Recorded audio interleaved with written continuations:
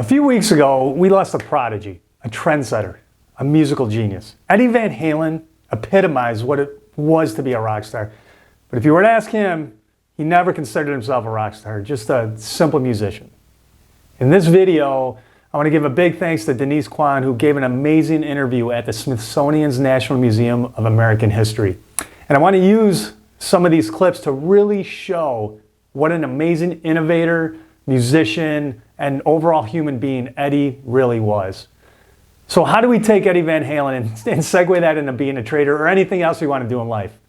I think we can all take a page out of Eddie's book and implement the way he thought about everything. It can help you in every aspect of your life.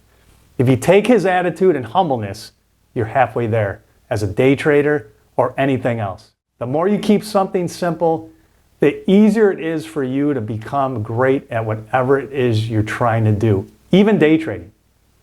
So let's start with a simplistic attitude of learning how to keep something simple. Just because you don't know everything that you think you need to know doesn't mean you can't become great. Check this out. But as we got older, we continued to take piano lessons, and my mom had put us in these contests, these annual contests. So you practice one piece of music all year long, and I'm going way off the subject here. No, this is fascinating. Anyway,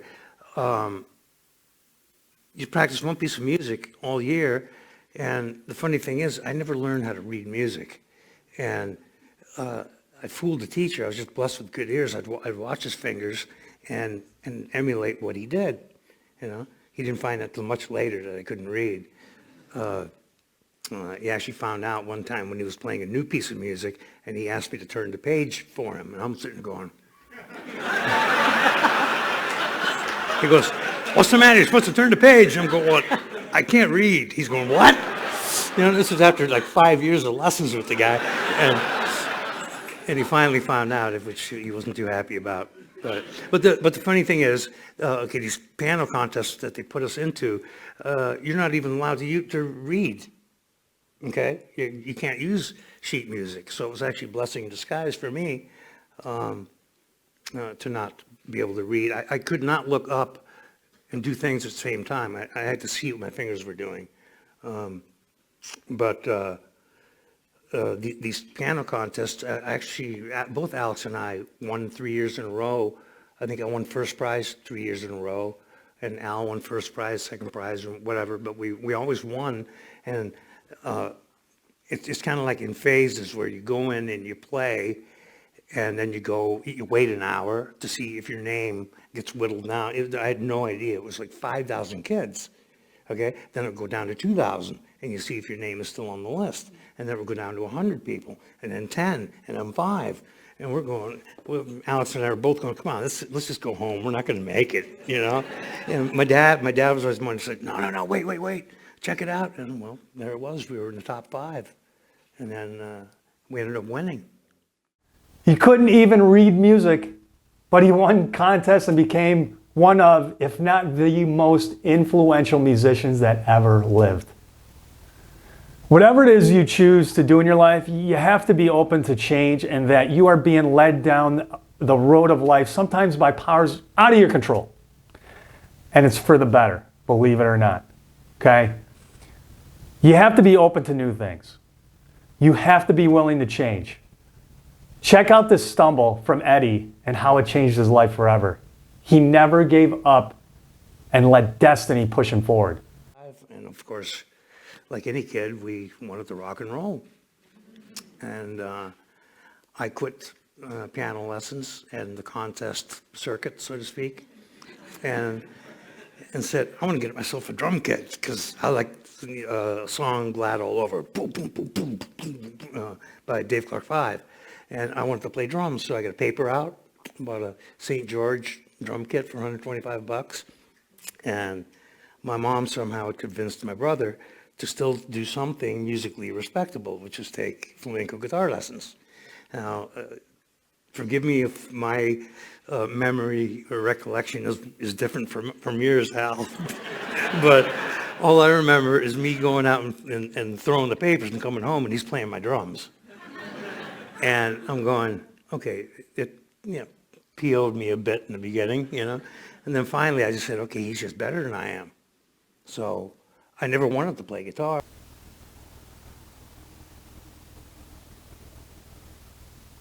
I never wanted to play guitar. So I never wanted to play guitar, but I said, okay, go ahead, take my drums, I'll play your damn guitar. And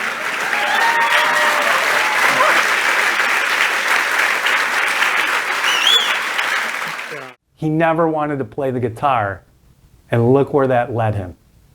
Pretty freaking amazing, right?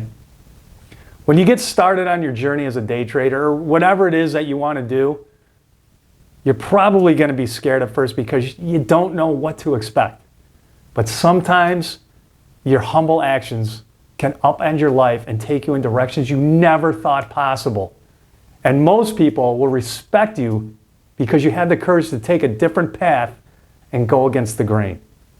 Check out what Eddie said about his own style. Well, the sounds that you were making and with Van Halen really kind of changing the musical landscape, it really kind of inspired a whole era of copycats.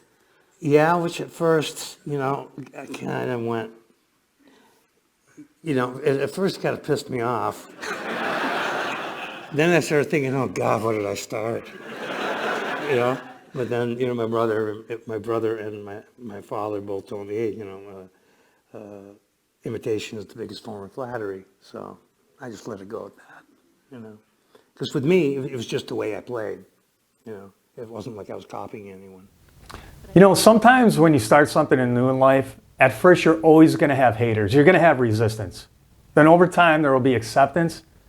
And finally, you'll reach a point where everyone will look at you, and instead of saying, why did you do that? They're going to say, how did you do that? Check this out.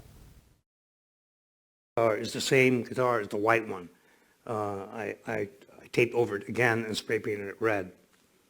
But And that led to a lot of people kind of copying, the graphic design. It became standard in the industry. All of a sudden, everybody was making a humbucking in a Strat style body. But there are so many other things that I did, like potting the pickup, which, okay, if you get unwanted high squeal feedback, like if you ever watch a public speaker and you get this real annoying, I'm not talking about the good kind of feedback when you're playing.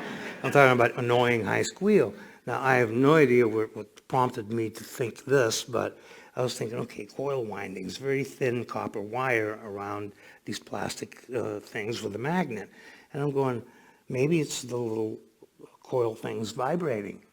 So I proceeded to empty one of my mom's U-Band coffee cans and went to the store and bought some paraffin wax and got a hot plate and again proceeded to ruin many pickups because I forgot that the pickup bobbins, the black and white part that you see there, that they're plastic. So, and I didn't know what temperature to dip them at. So I melted a lot of pickups. And then I figured, okay, I'll just hold on to it. And as soon as I see an inkling of shrivel, I'm going to yank it out. And it worked. And people still use that technique. That became a standard in the business now, too. Every company does that. It's like all this stuff that comes out of your mad scientist brain. Or is given to me from somewhere, I don't know. Say the crossing a Gibson with a Fender was a conscious, out of necessity, because there was no guitar on the market that did what I wanted. So that was a necessity. The paint job was not a necessity. Potting the pickup, I have no idea what made me think that. Persistence is one of the major keys to success. If you truly believe in what you're doing, you can never, ever give up, no matter how hard it gets. If you truly believe in yourself, you'll get there. Trust me, you will. There is no such thing as an overnight success that lasts. Let's hear what Eddie said about his own struggles. Like I've said earlier, nobody wanted anything to do with Van Halen. Yeah, I mean, for a good 7 years, we knocked on everybody's door. We made demo tapes, and everybody just said no. So what we did was we started playing backyard parties and taking it straight to the people. You know, like I told you, we stuffed lockers full of, we go to Postal Instant Press, put a picture on it and where the gig is and how many kegs of beer there'll be that night and that kind of thing. And we just humped it and humped it and humped it until people came. And I don't see why that wouldn't work today. The bottom line is we believed in ourselves and we wouldn't take no for an answer. Just like when no record company wanted anything to do with us, we threw our own gigs. We played backyard parties. We printed our own flyers and went to stuffed lockers at high schools. We played everywhere. Whether you liked us or not, you definitely had heard of us, and we would not let you get away without at least giving, hearing us. And slowly we built an audience of about 3,000 to 5,000 people every time we played the Pasadena Convention Center in Pasadena, obviously. Warner Brothers eventually came to us because they said, wow, if they can do it here, they can do it anywhere. I mean, really, only in America is it still possible. It's all about freedom, and you put your nose and tail to it, and if you have anything that you want to do, I really still think that if you just don't stop. He influenced so many musicians and people. I mean, could you imagine what the world would be like if Eddie threw in the towel and in those early years and just gave up? Listen, guys, Eddie left an undeniable impression on the world, and it's always sad to lose the great ones. I don't really think the world would have been the same without him, honestly. So Eddie, I just want to say thanks. And I'll leave you all with this. Your 60th birthday. Happy birthday. Thank you.